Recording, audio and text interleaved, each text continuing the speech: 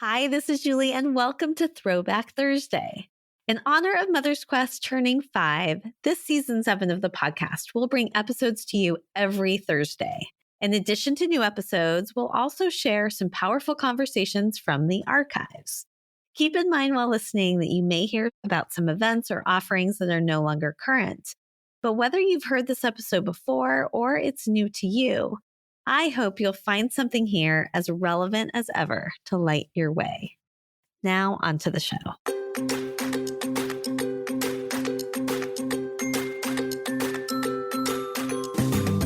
Hi, and welcome to Mother's Quest, a podcast for moms like me ready to live our own truly epic life. I'm Julie Neale, a life and leadership coach, community builder, writer, and mom to 2 high-energy boys who challenge me to grow into my best self. I'll be right there. Where was I? Hello, and welcome to the second episode of the 4th season of the Mother's Quest podcast with Avanti Kumar Singh, a physician, teacher, and guide with a unique ability to open our minds and help us find the healer within through Ayurvedic medicine. The inspiration for this episode with Avanti came during a car ride last August from Camp GLP, Good Life Project, to the Newark airport with 2 friends I attended the weekend experience with, Lizzie Rosinko and Judy Blank-Zanato. We were exchanging notes about our favorite workshops from the weekend and all the lessons we learned when Lizzie shared the life-changing wisdom she gained from hearing Avanti present. Judy and I were both so sorry we had missed it, and I vowed in that moment to do my best to connect with Avanti and to share her wisdom with you. The conversation, 8 months in the making, did not disappoint.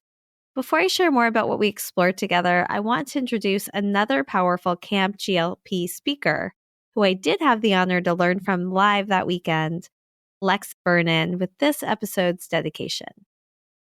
I'm Alexia Vernon, a transformational speaking and business development coach and author of the book Step Into Your Moxie, Amplify Your Voice, Visibility, and Influence in the World. I'm honored to dedicate this episode of the Mother's Quest podcast to Avanti Kumar Singh. I've had the pleasure of supporting Avanti as a speaker, course creator, and thought leader. Her message that the real healer lies within all of us is so needed at this moment in history when too many of us, particularly moms, have outsourced decision-making about our bodies, our babies, our family health to outside experts at the expense of trusting our own intuition. As a speaking whisperer to coaches, consultants, entrepreneurs, and business leaders who want to use speaking to spread their important ideas, connect with their dream clients, grow their revenue, and advance their thought leadership, one of the most important facets of my work is showing my clients how to fall back in love with their voices, unapologetically speak up and out for the ideas and issues that matter most to them, and integrate my coaching and recommendations with their own inner knowing. In addition to honoring Avanti, I dedicate this episode of Mother's Quest to my mom, Diana, who showed me from an early age how to recognize and respond to the voice of my intuition and speak with moxie in all areas of my life. Whether I was speaking up about sexual abuse or shining a light at my school about human rights violations as a kiddo, or negotiating for higher pay, launching my business, or inking a book deal or juicy corporate speaking contract as an adult, my mom's influence has always been front and center. I hope you enjoy this interview with Avanti. Actually, I know you will. And as I say in Step Into Your Moxie, may you use your voice and influence to reshape policies and practices you disagree with so they more accurately reflect your values at work, in your community, around the world, and in your family. Thank you, Lex, for this beautiful dedication in honor of Avanti and your own mother, Diana. I've been learning how to step into my moxie through your inspiration and teaching. And it's clear you've made a mark on Avanti because her ability to tap into her own inner wisdom to help us find ours shines through in this episode. I loved the journey we explored together, from the impact of her own mother and the Indian traditions that shaped her healthy childhood, to the health crisis that happened for her while studying to be an emergency physician, and how that created a spark moment that brought her back to her roots and Ayurveda. Touching on each epic guidepost, Avanti shares how Ayurveda can become a powerful lens for living a healthy, reflective life, one where we open our minds and tap into our own ability to provide counterbalance to the things that are troubling us and support our own healing. Within that frame, we touched on so many topics, from Ayurveda and parenting to menopause, intermittent fasting, and how to support our children as they transition to college and beyond. Avanti gives us a challenge to explore our daily routines, identify any trouble spots, and then apply the teachings of Ayurveda to craft our own remedies. And after we finished recording, Avanti offered to share an even deeper exploration of Ayurvedic principles, give us space to ask her questions, and share what we've uncovered about our daily routines through a masterclass that we'll be offering later this month. Sign up for email updates at mothersquest.com or join the Mothers Quest Facebook group, and you'll be notified on the date and time so you can register to join us. This conversation is just the beginning for how we can tap into the power of Ayurveda in our own healing. I'm feeling so grateful to start along this path with Avanti as our guide. I'm Julie Neale, and this is Mother's Quest.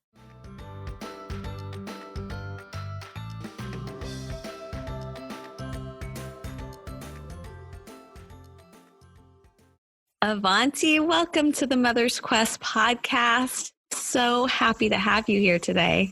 I'm so honored to be here, Julie. I'm so glad that we could finally make this happen. Yeah, it's funny. I was saying that with most of my guests, I have this intuition that we're meant to have a conversation. And so I'll reach out. But it's very rare that the interview actually happens at the first time that I connect with someone. So I think you and I have been back and forth for about 8 months. I went back to look today. We have been. I always trust that the conversation is going to come at exactly the right time. So I look forward to seeing what unfolds for us today. And I'm sure the message will become clear. I'm sure it will. I'm excited. Well, the first question I like to start with for every guest is, tell me a little bit about your own childhood and the impact that your mother has had in shaping who you are today. Yeah, it's a great question. And of course, it's the hardest one. It's the first one. Reflecting on your own mother. So I am first generation here. My parents emigrated here from India in the late 60s. My mom came here when she was just 19 years old and had me 2 years later. So she was very young when she had me. For my parents coming from India, they came here because they wanted a better life for themselves and to access more opportunities. My dad came as a scientist. And the thing that they wanted the most was for me and my younger sister to attain the highest education that we could so that we as women could always be independent and stand on our own 2 feet. So I would say that the way that my mom really shaped me was having this deep desire to learn as much as I could, to pursue my dreams, which from a very young age was to become a doctor. I really set my sights on going to medical school probably at the age of 10 and then really confirmed that while I was in high school. That was my sort of laser focus. And she really supported me in going after that. My parents came here with nothing. And so, my sister and I knew that all of our education was paying for that and all of that kind of stuff was going to be all on us. And I think that she also shaped me because what happened for me transitioning from Western medicine to now Ayurvedic medicine is that when I first started my career in emergency medicine, which is what I trained in, I actually got really sick and I got very, very disheartened by the type of medicine that I was practicing and really had to take a hard look at, what was it that I wanted to do with my life? What kind of medicine did I want to practice? And I walked away from my Western medicine career and years of training and study. As I said, that journey started for me when I was 10 years old. And I think the way that she influenced me so much, especially in the work that I do, is when I was sick, when I decided to leave Western medicine, I started to reflect on the fact that for the first 18 years of my life, while I lived at home, I had great health. I didn't have any medical problems. I never took any medication. I never had any health issues. And it wasn't until I went off and lived on my own, and really when I went to medical school, that my health started to deteriorate. And I think I started to see that the way that I was brought up with Ayurvedic principles, which are very entrenched or ingrained in our culture and South Asian culture. My mom came here as an immigrant, but really tried to stick to many of those ways of life and ways of doing things without me really understanding that they were necessarily Ayurvedic principles, but it was just a way of life. And I think when I started to reflect upon that later on in my life and my career, I realized that that way of living actually was what had kept me so healthy, in every realm, physically, emotionally, spiritually, mentally. It really had kept me so healthy up until the age of 18. So I think that actually that pivotal moment of understanding my mother's influence in my life and the way that she sort of raised me, that took me back to, well, wait a second, let me look at that form of healing, that system of medicine as perhaps the answer, and for myself, but also for the kind of medicine that I wanted to practice, that I had always wanted to practice. So I would say that's probably a huge impact that my mother had on me.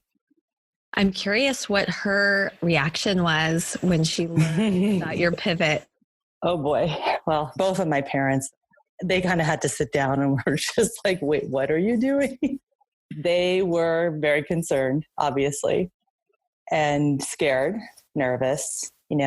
How are you going to make this shift? How will you be able to support yourself? I mean, I am married. I have a husband I've been married to for 23 years. But still, this idea of, you've worked so hard in this other profession, or, as a Western doctor, you're just going to walk away from that. So they thought I was a little nuts. And, I just had to say, it's something that I'm not sure. I actually said that to them. I'm not really sure how I'm going to make things work.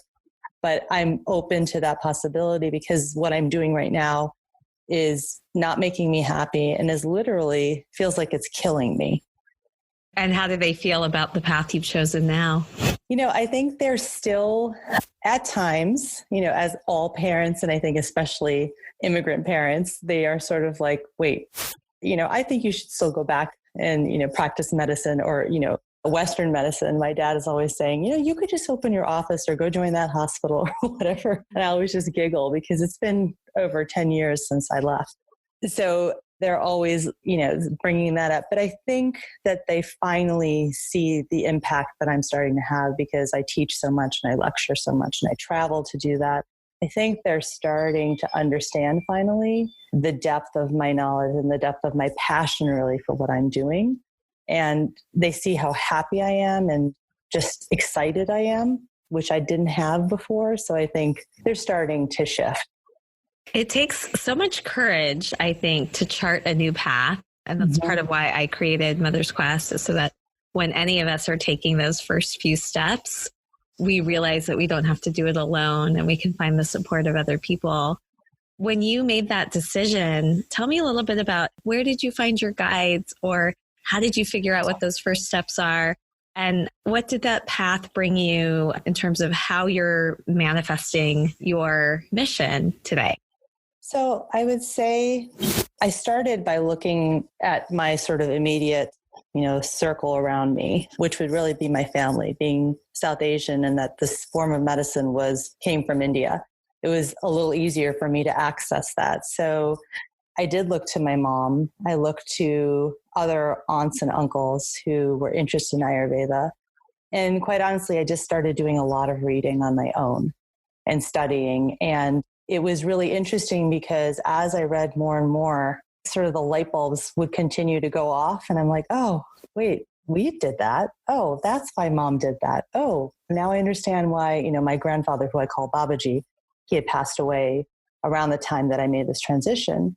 And he lived a very Ayurvedic lifestyle. So I was also reflecting on many things that he did while I was growing up, when we would visit him in India or when he would come and stay with us. And so all of these daily practices the ways of living, the ways of eating, I started to see in the research and the reading that I was doing about Ayurveda, I saw that I had lived those principles. And so for me, I think that was really sort of how I started down the path. And then I had to look at the practicality of, I need to learn from some teachers. And so I actually found, a program in the United States that was specifically for physicians because I had already done all the anatomy and physiology and all that kind of stuff. And for me, it was more about learning a different system of medicine and a different way of looking at things. And so I started that was my next step, was to get more formal training. The second step was Ayurvedic training. And then after that, I started to apply the principles really in my own life. Before I ever saw anybody, before I ever actually gave this advice to another human being, I actually practiced it myself again and started to heal myself. So I think that would be the path that I took. And then eventually went into yoga therapy for my own, again, self-study for about half a year. And then I joined a yoga therapy program at 3 years. And I just got certified as a yoga therapist last summer. Well, congratulations. Thanks. I love so much about what you just shared about your path. One of the things that's really striking me is this realizing how much is already within us, what we already know, and bringing that to awareness. And then also, your commitment to actually putting these things into practice, integrating it into your life, and then using that as a springboard to helping other people. And I love that you're still learning, that you just had this accomplishment with your yoga certification. Well, it's interesting because I was actually at a conference this past weekend that I was speaking at and teaching a lot of yoga teachers. It was a yoga therapy specific conference. And I was reflecting on my plane ride home on Sunday evening and actually writing an article for my website, for my community. And I was reflecting on the fact that I had gone there as a teacher, but I realized that I also am a student always, and that I was able to learn so much, not only from the students who attended my workshops, but also from the other teachers who were there. I feel like I got more than I actually gave in a way. So I'm a very active learner, and I love just, adding to my knowledge, bits and pieces as I go, and then putting it into practice, really contemplating what does it mean? How does it fit into sort of my worldview? But I would say that I love to learn, and that I would say that I'm very committed to always trying things and applying them to myself first, because I think that when you can speak from your own personal experience, there's a lot of power to that. You gain a lot of credibility with other people, and they feel more comfortable trusting you to guide them, right? Because that's all I am. I'm a guide. And so they put their faith in, okay, well, this is somebody who can guide me. And I think that then empowers them to actually access the wisdom that they have within, if that makes any sense. It makes total sense. So powerfully. Mm-hmm.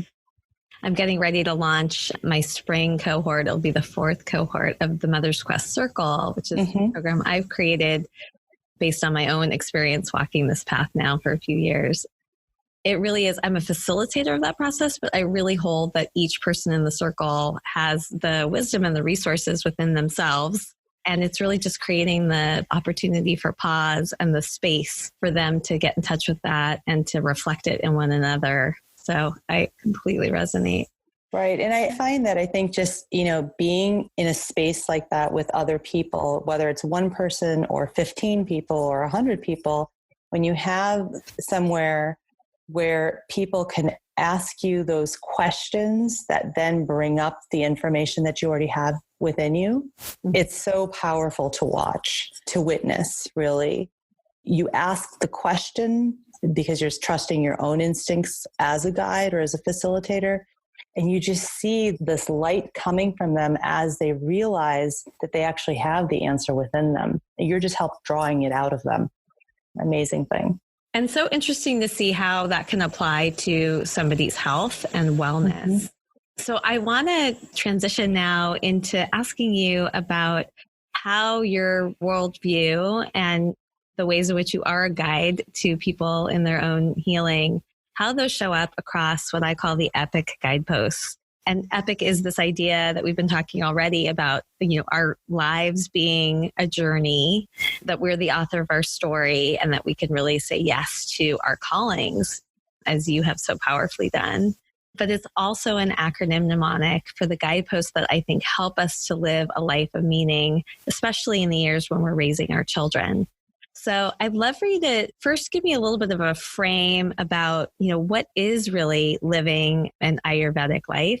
And then I'm going to ask you to share how that reflects on each of the guideposts. And the first guidepost is E, which stands for engaging mindfully with our children. So I'll start with what an Ayurvedic life is. An Ayurvedic lifestyle or a way of living is being one with nature.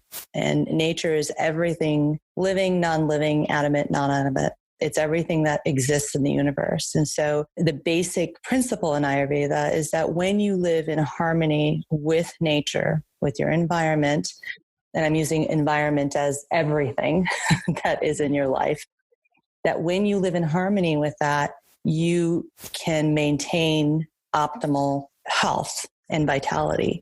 And so really that's what Ayurveda is centered on. It's not just about what are you eating, but it's also about what are your relationships like? What kind of work are you doing? What is your physical space? It's about looking at every aspect of our lives and how that factors in to our overall health, physically, emotionally, spiritually, mentally.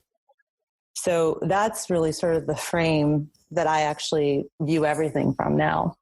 And I think I actually did that when I was in medical school as well. But I think that when you're in medical school, as you go through your training, it sort of gets put to the side because you're in a very specific way of looking at the world, which is very quantitative. And these other things that you want to think about, that's not the focus of how you're trained. So I've almost had to retrain myself to look at everything this way again, if that makes sense. And then there are these elements. Can you explain what the elements are? Yeah. So, Ayurveda is based on these 5 elements. So again, if we're one with nature, the idea is that we are a microcosm of the macrocosm or the universe, and that the universe and everything in it is made of the 5 elements, which is space or ether, air, fire, water, and earth. And everything is made of a unique combination of those 5 elements. And so the idea is that if everything in the universe, including human beings, are made of the 5 elements in different composition, then we must be one, right? And when we live as one or in harmony, we have perfect health. So that's the idea of the elements in Ayurveda. And the idea also is that when you can try and maintain balance within your own composition of the elements, that again is when you can have health. And that comes from being in harmony with the environment around you. So again, microcosm of the macrocosm. Okay, I'm looking forward to digging into this in a way that feels practical. And so I think that as we look at each of the guideposts, as much as you're able to give examples from your own life about how these elements come into play or the practices that you grew up with and now how you've integrated them back into your life, it'll be so helpful. So let's take the first one, the E, engage mindfully with our children. How does this perspective about life show up in your parenting and how you're raising your kids? I think it becomes a philosophy in a way, a perspective or a frame or a lens almost that you view parenting through, and how you're imparting wisdom and lessons and helping your children learn lessons from experiences that they're having. And so I think there's the lens that I have of everything in your life is affecting you in some way. And it's very important to consider how those things are affecting you. So for example, when I'm sitting with a client or a student and trying to figure out why are they having a certain symptom that they're having, it's not as simple as just saying, well, let's put a name on a diagnosis or an illness. That's not the purpose in Ayurveda. It's more, let's look at all these different factors and think about what could be contributing to the fact that the symptom is showing up. The symptom is an indication that there's some sort of imbalance happening within you, right? And so I would say the same thing is true with raising children. And it could be positive or negative, or actually, I don't like to look at things as positive or negative. I always talk about things being health supporting or health weakening, because that's different for each person. But when you see your children having things happen in their life or things showing up for them that are either health weakening or health supporting, I start to look at what's happening for them from that lens of viewing everything. And so asking them questions that, for example, if my daughter, who's now 17 years old, she's a senior in high school, it's a really stressful year applying to college, and if she's having a headache, let's say, it's not as simple as just giving her some medication, right? It's about stopping for a moment and asking her some questions. Where do you think that headache's coming from? Can we talk about what's going on? What happened today at school? Or, how have you been feeling about X, Y, and Z? Or, have you been taking time for yourself? All of these different questions. And I think the purpose of me doing that is so that I'm also helping her practice asking herself those questions. So when she goes off into the world, in a few months, when she goes off to college, she will be able to start problem solving in this way, right? And she'll be able to look within for the answers rather than always looking outside of herself, if that makes sense. It does. So powerful. I'm curious about how transparent you make that with her. Are you hoping she will just it'll just become a part of the way she thinks, or do you point those things out to her? Well, I think now at the age that she is at 17, and she's also, both of my children, my son and my daughter, they both have been at home with me long enough as I have made this transition of observing how I live and how I'm doing things and what I'm doing, that I think they almost know that they sort of know, okay, well, here goes mom. She's going to ask me all these questions. But it's really interesting because you see that they actually start to practice what you've taught them. And it comes out in the most interesting ways. So I'll give you an example. My son was home for spring break from college just a week ago. And I was talking with my husband and we were reflecting on, the fact that he is very stressed and had just come off of midterms. And he was telling us small things that he had done. But then we were observing when he was at home, how he was eating, how he was managing his emotions, how he was asking for what he needs. All things that he learned to think about when he was living at home with us. And he didn't have to say to me, Mom, this is because you asked me all these questions. It was almost instinctual. And that's when you're sort of like, as a parent, okay, all of those years of them just being, rolling their eyes at you, Mom, you're going to ask me these same questions again, blah, blah, blah, blah. You feel like, okay, it was all worth it. So right. It's just a little sign that those seeds you were planting have really taken root. Right. Well, let's move to the next guidepost, P, which stands for passionate and purposeful. And this is about the impact that you're making in the world beyond your family. Tell me about how this perspective is influencing your career now, and also how it has supported you as you've stepped into this path.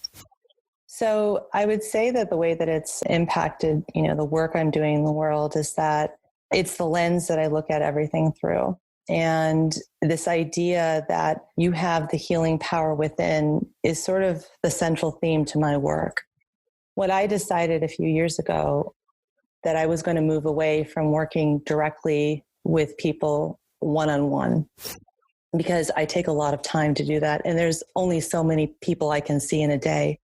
And what I decided was that the more effective way for me to sort of spread this idea that healing comes from within and that we all have this healing power, and then also in the broader sense, talking about an Ayurvedic lifestyle, talking about Ayurvedic medicine, was to touch as many people as I could and have a ripple effect. And so that is what I see my impact as. So I spend a lot of time educating graduate medical students in all different, forms, allopathic, chiropractic, whatever it is, nursing students, yoga teachers, yoga students. I spend a lot of time talking to them, even high school students. And I talk to them about these different principles, about different tools within Ayurveda and yoga therapy or yoga, and how that can affect their life and their health. And as far as educating graduate medical students, I want to educate them in the sense of not trying to change their mind, but opening their minds to the idea that there are these healing systems that exist. And 1 in 3 patients that comes into your office is already using some form of traditional medicine. And as a practitioner, as a physician, it is your duty to at least know about those things, to understand the perspective that your patients are coming from. And so I think that that really is the impact that I'm trying to make as I move into this phase of my career and my work and my purpose is to help create a ripple effect of this understanding. I like to talk often about what I call these epic snapshot moments where time slows down and you see the impact that you've been wanting to have, in almost like in Technicolor, and you want to bottle it up. I'm curious if you have a recent moment where this work that you've been doing, especially to educate medical practitioners, where you really saw that, again, taking root with your students. Yeah. So I think the one that just sort of came to me right away, I was actually teaching medical students, 3rd and 4th year medical students on a rotation, doing a lecture on Ayurveda, a 2-hour lecture. I mean, there's only so much you can teach them, right? And it was a small group, probably maybe 10 medical students, all in their 3rd and 4th year. Many of them were in their 4th year and had already decided what specialties they wanted to go into. But they all sort of self-select into this rotation of integrative medicine, and Ayurveda is one of the topics. And I remember talking to them about this idea that 1 in 3 patients is going to be using these other healing methods. And it's up to you to make sure that you actually have learned a little bit, or at least can open your mind to these practices so you understand your patients better. And I got so many just wonderful questions from them. And we started talking about yoga and meditation and all these things that there's a lot of study, that there's a lot of scientific data that's been recently published and is sort of top of mind for all of them. They started asking me a lot of questions about that and how does that fit into medical care. And I could see sort of in Technicolor, some of the walls come down. There were a few students in there who really weren't sure of what to think of me or to think of what I was talking about. And there were a few who were totally on board. That was I was talking to people who already were there. And I think it's just, you energetically can see these walls coming down when, again, the light bulbs go off and they see how they can apply it to whatever specialty or whatever field they're thinking about going into, how it could help their patients in the future. And you see just that earnestness at that point in your career when you're a 3rd and 4th year medical student. You are still very optimistic, I think. It's when you get into residency that it becomes harder sometimes to stay that way. But you can see that enthusiasm, and they're so eager to learn anything they can that would help their patients. I think that would probably be one of the times that I can think of just recently. Just the walls coming down. Mm-hmm.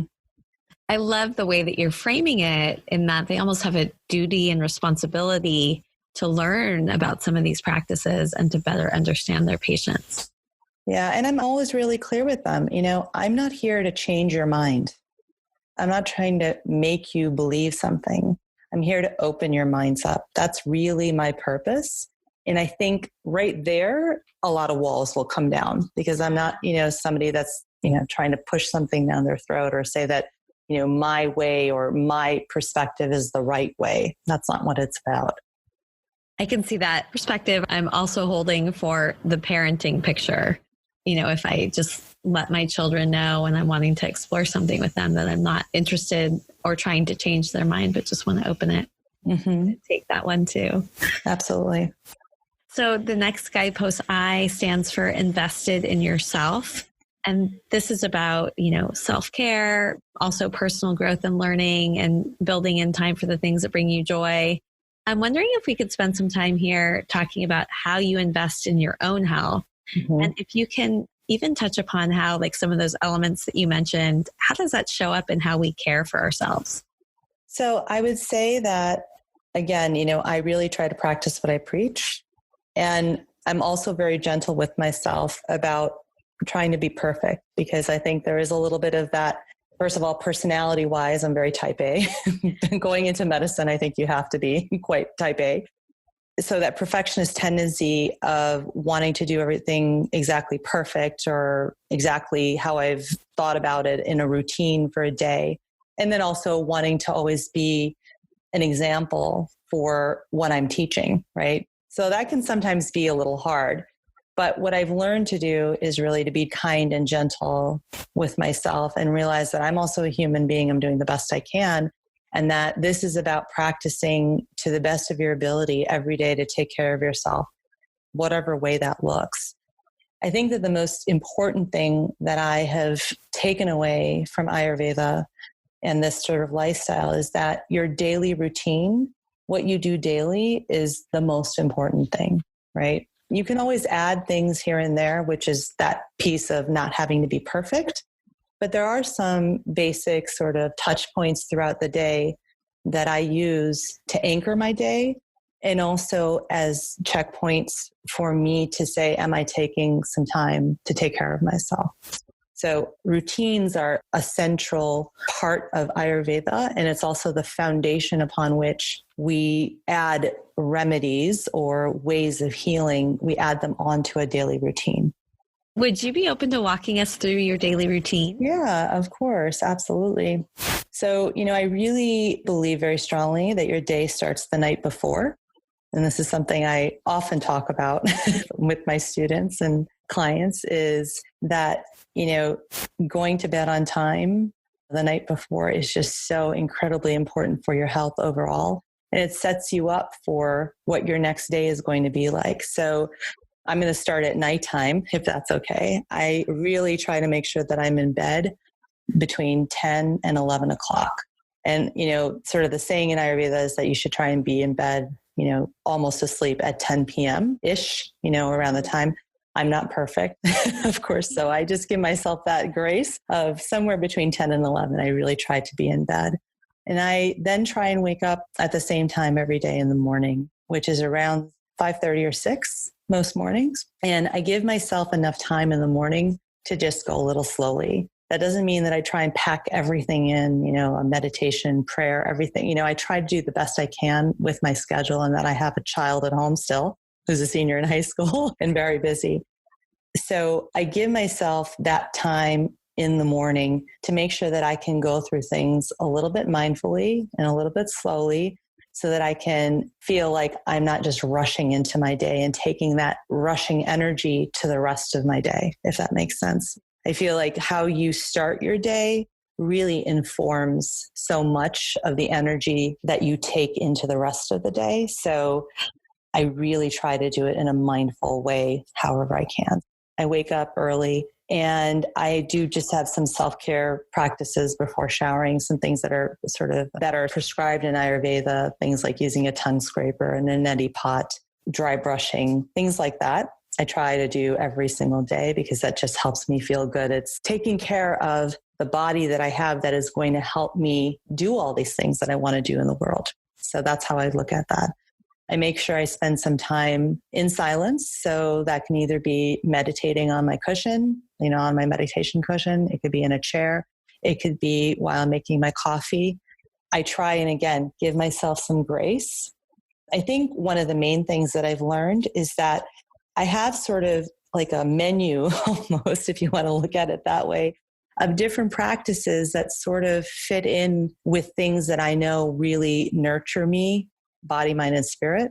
So silence or meditation, I know really helps me. So I have a couple different ways of doing that depending on what's happening for me. If I can sit on a cushion for a 20-minute meditation, great, I'll do that. If I only have 5 minutes because of family members and, their schedules and all the other things that are going on, I'll do a meditation just drinking my coffee.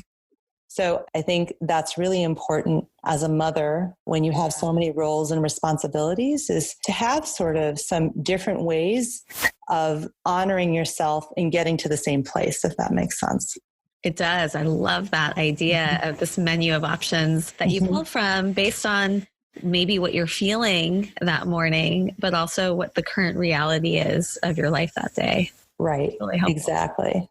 And so after that, I, have a very light breakfast. Again, that's a principle in Ayurveda that your sort of digestive fire is just starting to turn on in the morning. So you want to eat something that's easy to digest, so your body doesn't have to work quite so hard. So something that's a little easier to digest. And then I really spend the morning time. Again, these are all based on some Ayurvedic principles, which I know we don't have time to talk about, but for your listeners who do know a little bit about Ayurveda, they'll probably understand why I do certain things at certain times of the day. I try to spend my mornings following a task list because it's a time of day that, as far as the energy of the time of day, it's not most conducive to lots of creativity. So following a list of things that you need to just get done, that's actually tapping into the energy of that morning time. So that's what I do. And I have lunch between 12 and 2 p.m. That's when your digestion is the highest. So I have my largest meal then. And then as I move into the afternoon, so the afternoon is all about creativity. So it's brainstorming, writing, having meetings, meeting with clients or doing sessions with clients. And then the evening is really about sort of winding down from the day, family time, relaxation. Bedtime then is really about getting ready for bed, having some time for reflection and prayer or journaling, something that sort of stills your mind. And then we're back at the start of my day, which was the night before.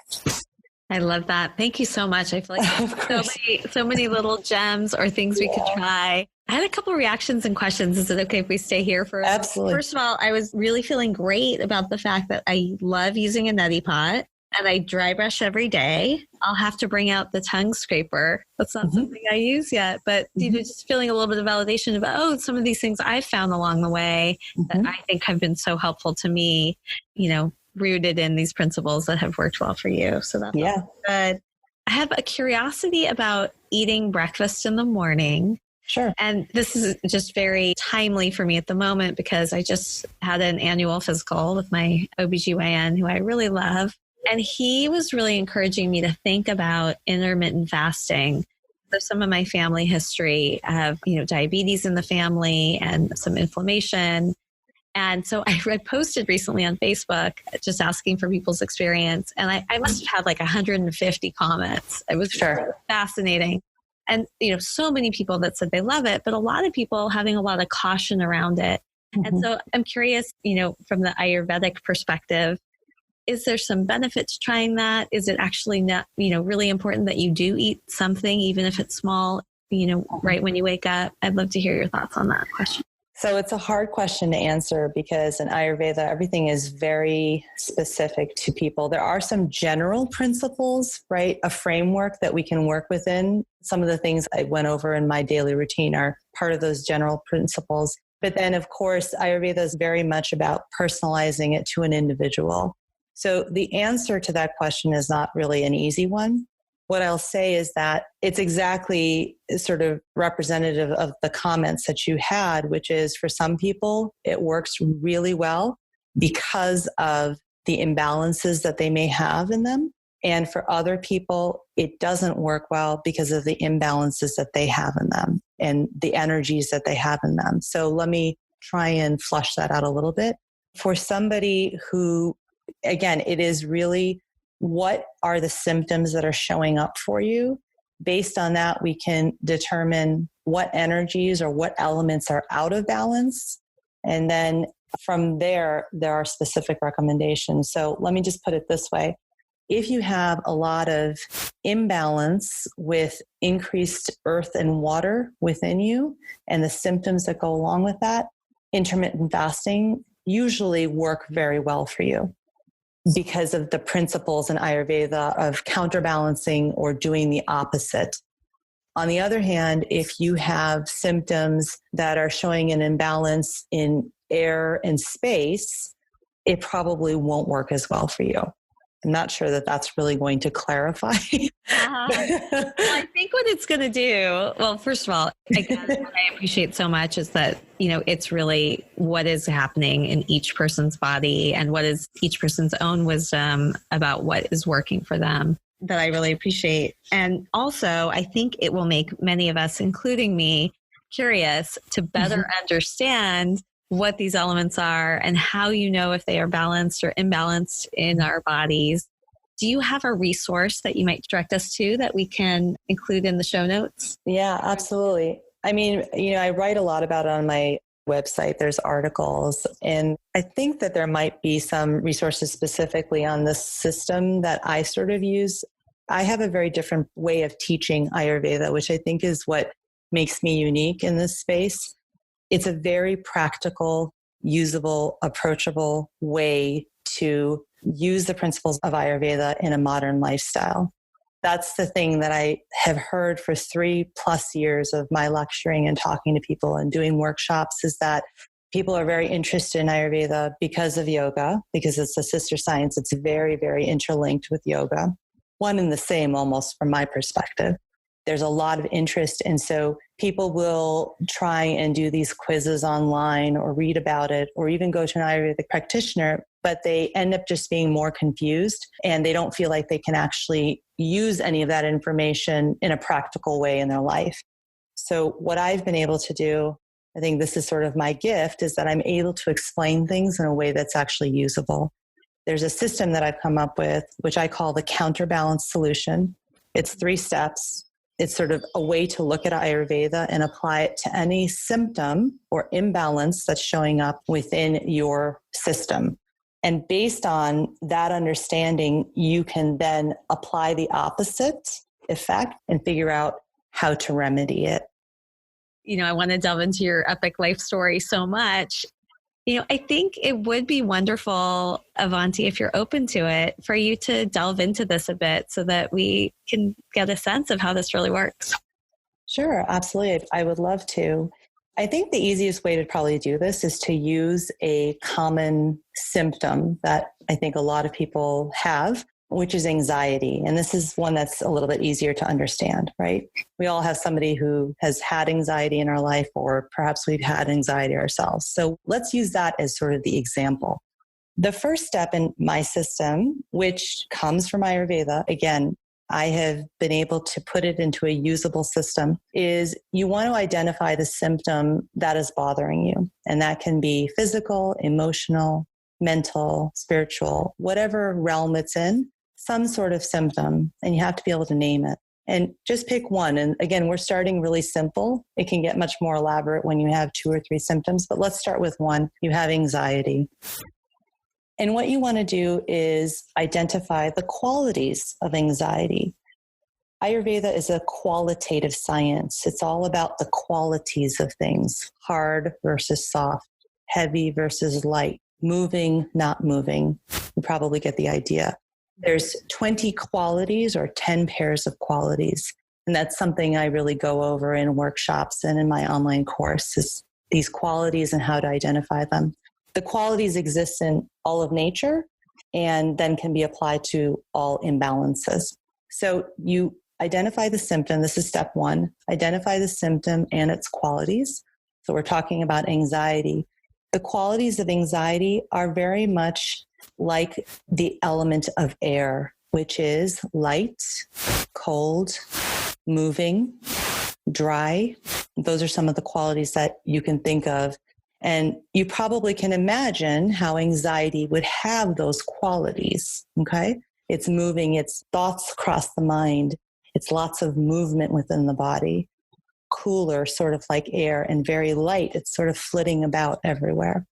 Does that make sense? Yeah, Okay. All right. So that's step 1. The second step is then to apply what I call the golden principle, which is a basic tenet, probably the most important principle in Ayurveda, which is like increases like and opposites reduce. So that's to say that if you have a quality of a symptom that is hot, if you add more hot to that, it will become hotter. On the other hand, if you have something that is hot and you add something that is cool or cold, you'll start to balance that out. Is that okay? That's clear? So you would apply to the symptom of anxiety, which has qualities of air, light, cool, moving. You want to then apply or cultivate qualities that are the opposite. So that principle of like increases like and opposites reduce is the counterbalance solution. So you know that to bring that anxiety down, right, to balance it out, to remedy it, you want to apply or cultivate the qualities that are opposite to those air-like qualities. And if you want to make it really simple, you could think of, okay, well, up here in air, the opposite of that would be things on the ground, right? Or the qualities of being fixed, being heavier, being a little bit warmer. Those are qualities that would counterbalance the qualities of air, the qualities of anxiety. So that's step number 2. Is that good explanation there? You're good? Yes. I'm okay. Along and I'm loving it. And as you probably imagine, it is connecting to so many experiences I've had in my own life. I'm just thinking, for instance, about my kids. My 2 boys both have sensory issues. So they are always seeking input, moving a lot. And, so not surprisingly, this is making perfect sense, like a weighted blanket. Or exactly. Then for my older son, he now is in high school, but he plays basketball. The proprioceptive input of pounding the ball is actually a great sport for him because it is providing this, I'm seeing now, this counterbalance. Yep, exactly. You've got it. And so the third step then is to pick the remedies that will cultivate those opposite qualities that you need to cultivate. And there's 3 areas of remedies that we work with in Ayurveda primarily, which are routines, or sort of that basic cycle of what you're doing every day. Then there's on top of that seasonal routines and life stage routines. But really what we look at on a daily basis is our daily routines. The second area that we look at for remedies is diet. What are the foods you're eating? What are the spices you're using? And then the third is what I call the tools of yoga. I say tools of yoga because yoga in this country has become synonymous with just the postures or sort of the physical aspect. And that is not what yoga is.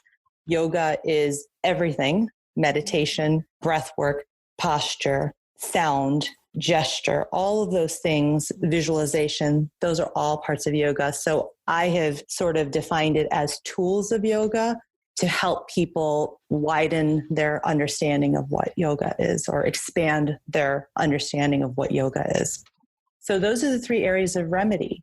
So that's the third step, is pick remedies from those 3 areas that will help to cultivate the opposite qualities. So in the example of anxiety, if we want to cultivate qualities of the earth, which is grounding, which is being fixed, being a little bit more heavy and warm, what could you do from a routines perspective?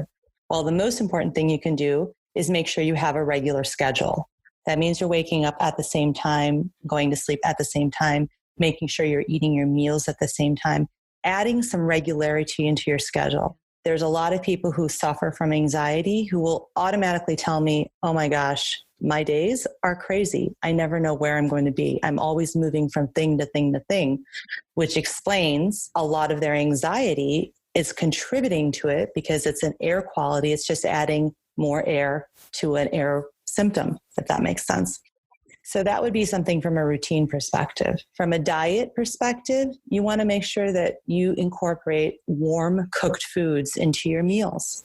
That means really, really try and pull back a little bit on the raw foods. Again, I find that a lot of people who suffer from anxiety will say to me, oh my gosh, I've been having cold smoothies for breakfast. I've been having salads at lunch and dinner. That's probably adding to your anxiety. It's cold, it's raw, it's light, right? Those are all qualities of air. And then finally, the tools of yoga, I'll just make it really simple. Let's pick meditation and let's pick posture.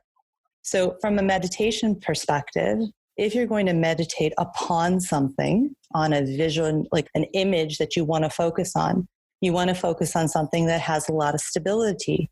So perhaps a mountain or the roots of a tree, that's very grounding. As far as a posture, right, asana or the yoga postures, you want to pick postures that are on the ground. So that means you're not going to a vinyasa flow class. That's too much movement. You want to do things that are slower, restorative yoga, floor poses, seated or supine.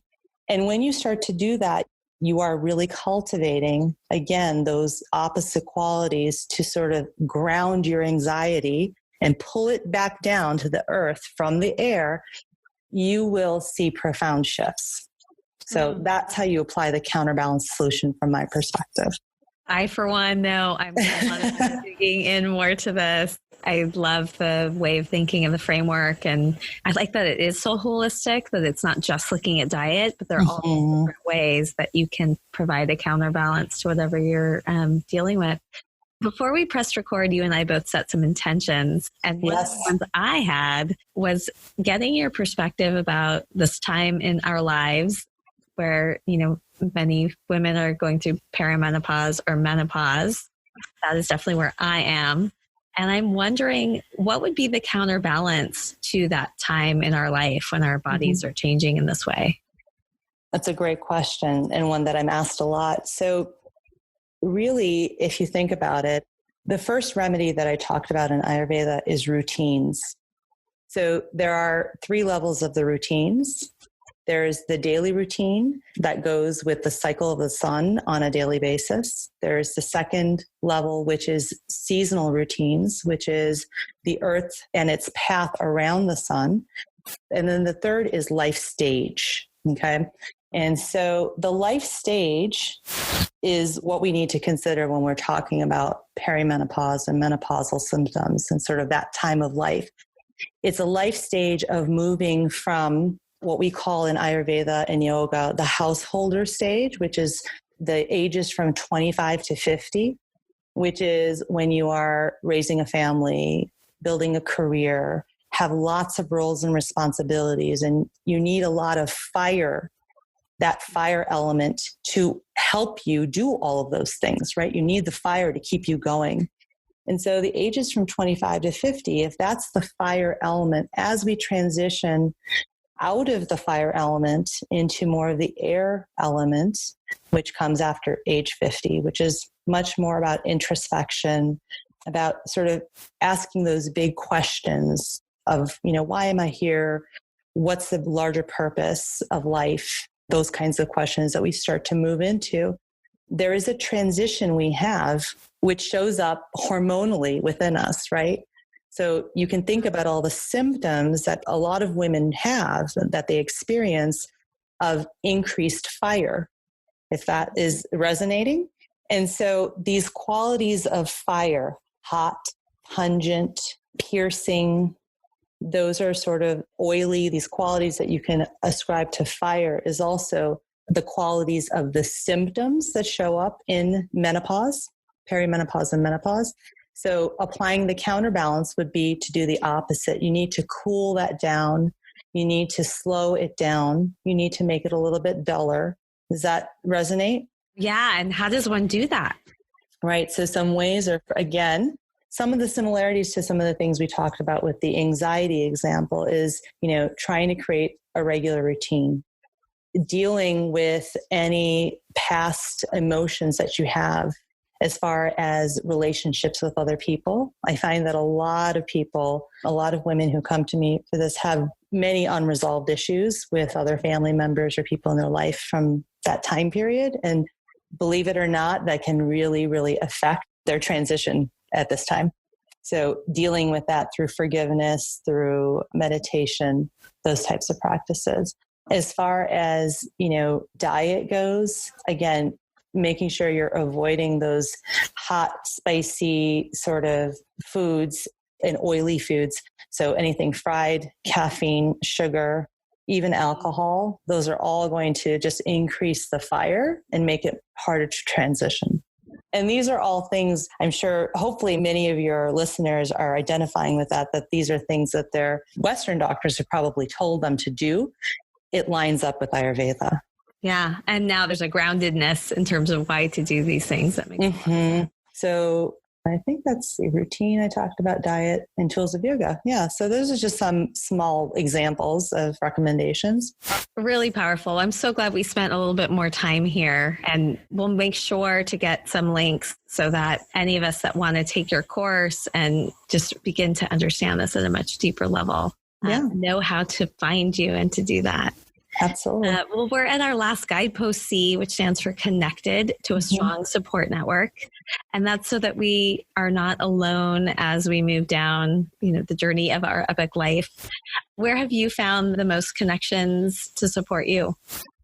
I would say probably in the integrative medicine world and also in sort of the yoga community. I find that, connection is about finding your tribe and people who are like-minded that can support you on your journey.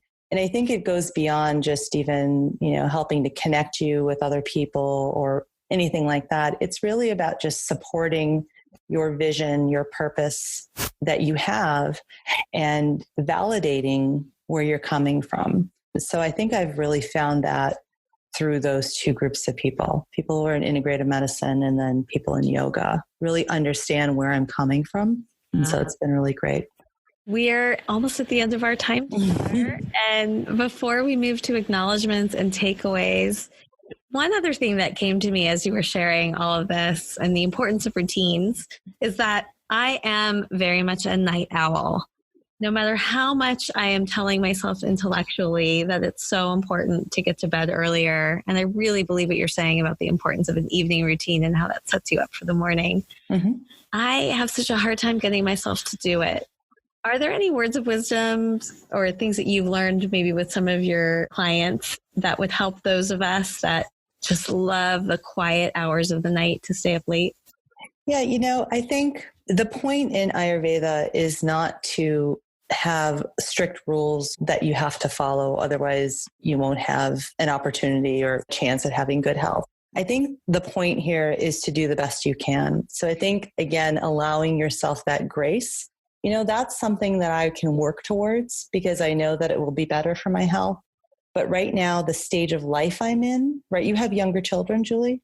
6.5-year-old and a 15-year-old. Okay. So but in both worlds. Right. And so again, you are at a point in life stage, right? You have to look at the life stage where you may have more fire within you that just to be able to tend to all of your responsibilities.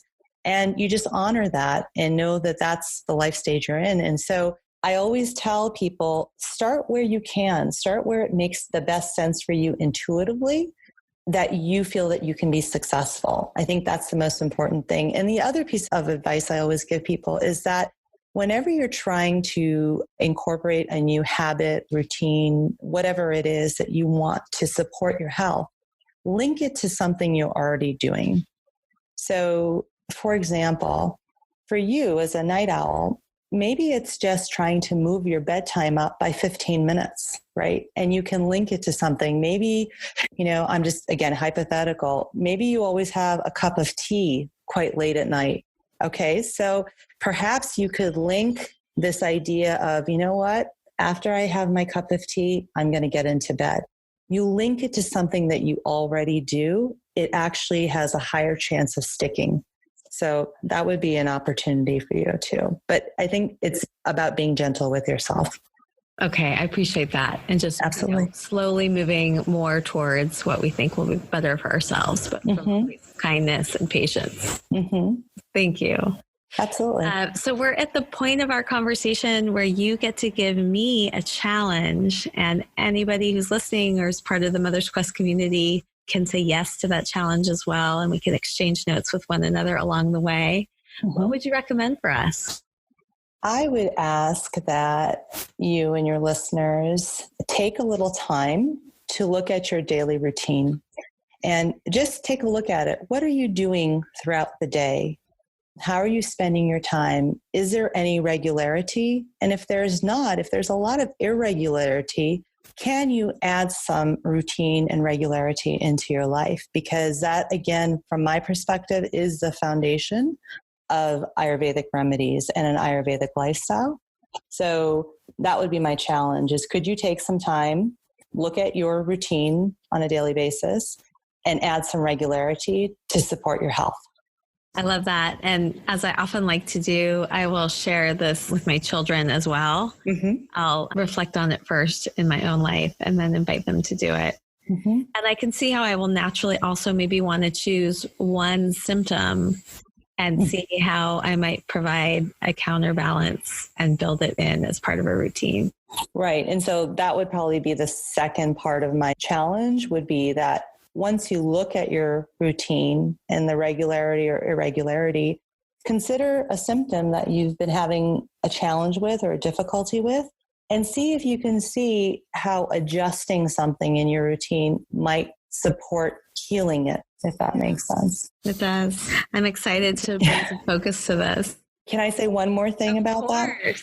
And on the point of children, I think it's really helpful to do this for your children too, is depending on their age, right? If they're a lot younger, like your younger child is 6.5, going through their routine for them and taking a look at it and how it's contributing to sort of what's showing up for them as far as symptoms or behavioral things that you might want to deal with. I think it can give you so much information. And then with older kids, I think actually sitting down with them and explaining this idea to them, once they kind of wrap their head around it, they'll see that there is some benefit in that. And so, encouraging them to do the same, I think is really powerful, really. And it's a powerful life skill for them as well. Speaking of those things that we hope our children will take with them as they're moving out into college and into the world. Yeah. I know this is a big transition for you right now as your youngest is getting ready to go to college. What's something that's coming to the forefront for you as a result of this conversation that you may want to bring intentionality to your daughter?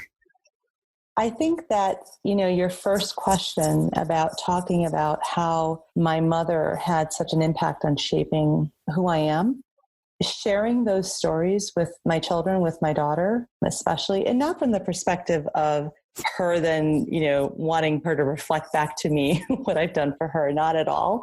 But I think from the perspective of saying that, the history that you come from, the lineage that you come from, there's a lot of strength in that, and honoring where you came from. Don't forget that as you move into the world, because there's so much wisdom and so much healing in that. Because I had to wait until I got really physically sick to really spend some time really exploring that. And so I think that having those conversations would really be helpful. And so thank you, Julie, for asking me that question, because it's made it very top of mind for me. You're welcome. Occasionally, I do offer a challenge back to my guests. Would you be willing, as I and others delve into our routine, to have these conversations with your daughter, as you just highlighted, and maybe ask her a few of the things that she knows she wants to carry forward? Yes, I would love to. I would absolutely love to. I look forward to hearing what comes up. Thank you for saying yes. Oh, absolutely. So I always end with a chance to acknowledge one another and the conversation itself for, what we are going to take away from the experience. I mentioned before we pressed record that I was just so excited, and I feel like could have seen me. See, I've had like multiple pages of notes and my brain's going the whole time. I feel like there was just so much about your journey, but then also just the content of this really unique perspective, this Ayurvedic lens that I'm introduced to now. And I know I'm going to want to continue to learn more about. So first of all, just taking excitement and energy around this perspective, which feels both enlightening in a new way, and then also really grounding in the sense that there are already so many experiences and things that I know that connect to this framework, maybe just haven't been expressed in quite the same way before. So that's the first thing. The second is a reminder about, how we really can be our own healers, how we have our answers within, and to take the reflective time to really look at our lives and our routines and the symptoms or things that are showing up for us, and see how we can make changes ourselves to remedy them. And the third one, I think, is this idea of opening minds. I'm really still struck by how we don't need to change people's minds, but how we can bring these different perspectives or ways of being as something for people to think about and to just broaden their perspective. And I'm for sure going to carry that into conversations that I'm having with my children. Wonderful. Thank you. What are you taking from this conversation? I think A lot of appreciation. You asked me a lot of questions about how my perspective in my career and my work and my purpose has affected how I've parented. And I think for me, just being able to talk about that and ask the questions and then reflecting upon it has been really helpful, because it can sometimes feel like a very difficult, it is the most difficult job that you'll ever have, or responsibility or role as a parent. And so I think just taking some time to reflect on how I have raised my children, and specifically my younger daughter, now that she's going to be leaving, and feeling good about the fact that I've prepared her well to go off on her own and to fly, right? I've really done a good job. So I thank you for reminding me that and having me sit and reflect upon that. That's been really a gift. So I appreciate that. Yeah. And I think the other would be, I think just hearing how excited you are about what I'm doing, I think is just very validating. I find that anytime that I'm with other people, whether it's in a lecture, a workshop, or one-on-one, and they tell me that they're really resonating with what I'm saying and how I'm teaching things, it just makes me so happy, and it fuels me to keep doing what I'm doing. So I would say thank you to you for that as well. You're so welcome. Both of those things make me so happy too. And I look forward to many more ways in which we can continue to be in each other's lives and work and support each other on our paths. I look forward to that as well. Thank you so much, Julie.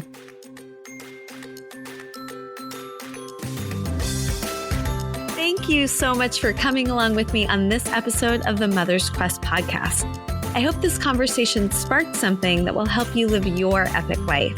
If you'd like to get show notes and learn more about how to join the Mother's Quest community, visit mothersquest.com. And while you're there, I would love it if you would follow the prompts to subscribe, leave a review on Apple Podcasts, and help us to spread the word. I want to end with some words to help light the way on your quest. Seize the day, love your people, honor your gifts. Until next time.